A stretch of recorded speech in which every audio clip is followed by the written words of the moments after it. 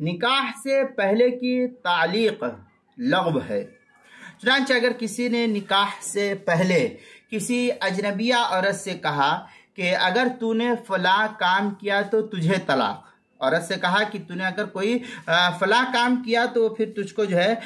طلاق ہے، پھر اسی سے نکاح بھی کر لیا ہے، اس کے بعد منکوحہ نے وہ کام کیا جس کو اس نے نکاح کرنے سے پہلے شرط لگایا تھا، تو اس کام کو انجام دینے سے اس منکوحہ عورت پر اب جو ہے جب وہ منکوحہ ہو کر کے نکاح کر کے لائی گئی تو اس پر کوئی طلاق واقع نہیں ہوگی، کیونکہ نکاح سے پہلے کی مذکورہ تعلیق جب اس کے نکاح کے اندر ہے ہی نہیں تو اس کے اوپر اس چیز کو معلق کرنا یہ لغو قرار دیا جائے گا، بیکار ہوگی۔ چنانچہ اس مسئلے کی تفصیل جو ہے در مختار کے اندر ہے، شرط الملکی حقیقتاً او شرط لزومہ کقولہ لمنکوحتہ او معتدتہ، اس طریقے سے عبارت انضابت فانت طالق او الاضافہ الیہ ای الملک الحقیقی، اس طریقے کی عبارت جو ہے